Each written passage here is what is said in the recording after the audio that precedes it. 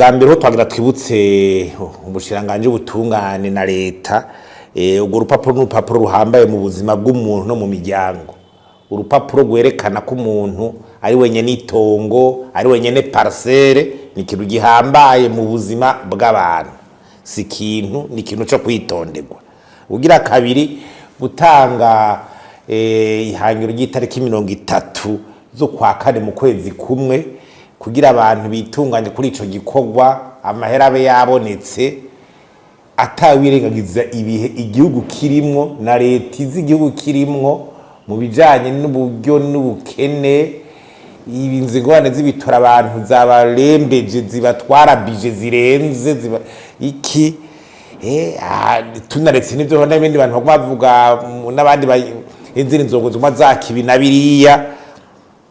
Mu kwezi kumwe ikintu gisaba ima miliyoni, gisha gusaba miliyoni angahe umuntu akaba yahejeje, nibaza yuko ari kuraba neza kuko ivyo bintu bishobora kuzana karambaraye.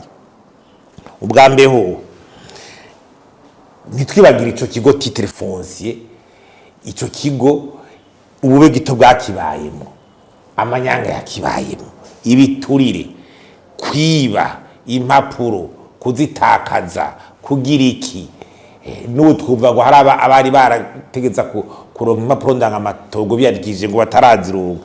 Ikintu kirimo amanyanga cyangwa amatrafika, abantu gasanga basora impapuro atari gwabo, akagira gute ko parcelle atari gwabo, ibintu vyabaye ni ibintu tisoni. Hanyuma ikindi naco hari amatitre usanga ari mu mabanki, mu microfinance, hariya ama original ari abitswe naho umuntu yati deni yasubiri yati deni ugasanga ari mu bubiko. Ayo madokima ntabakiri mu minwe yabanyeneyo.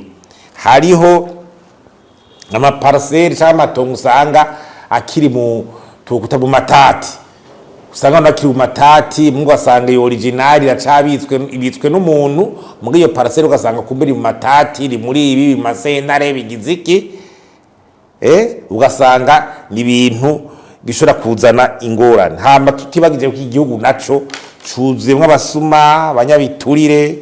Umukuru y'uwenye aravuga ati abantu mu ndongozi harimo abanyonyezi, bavuga ko ibitoro byasubizwe vyibwa hano hose, agenda navuga ko banyonyeje.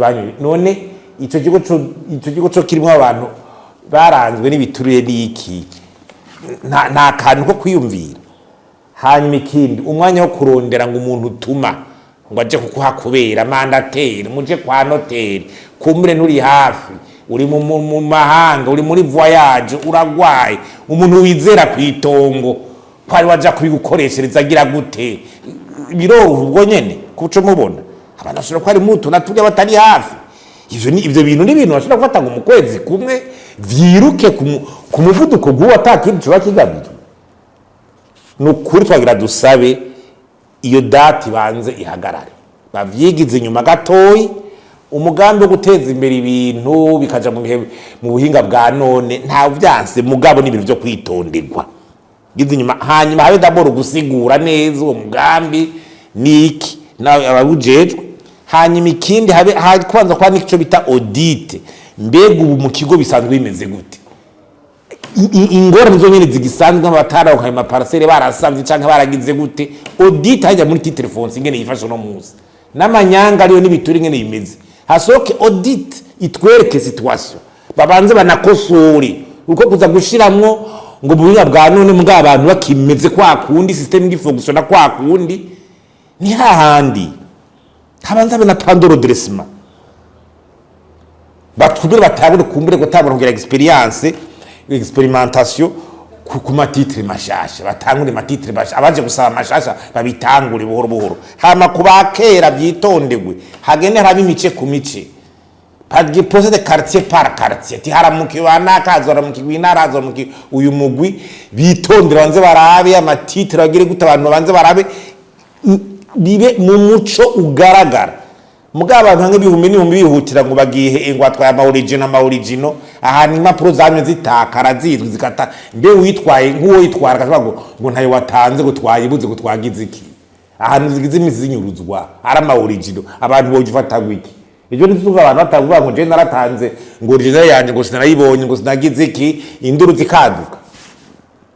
abantu murazi umurundi n'agatongo kiwe, murazi ubukene buri muri iki gihugu.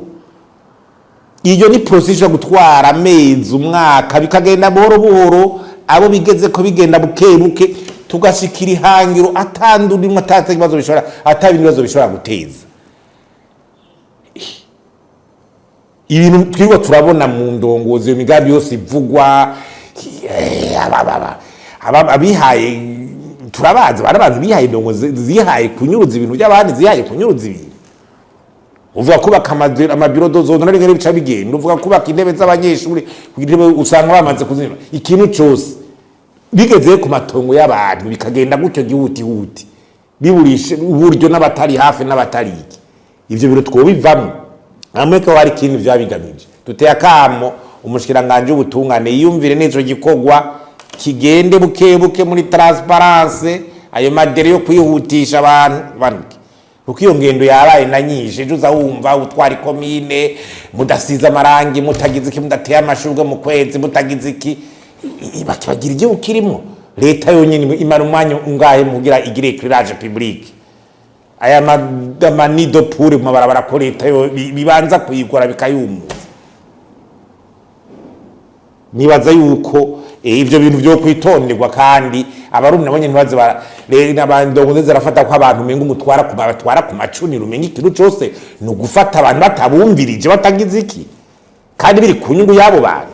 Yego biri ku nyungu y'Abarundi, bumvirize rero, wumvirize basaba.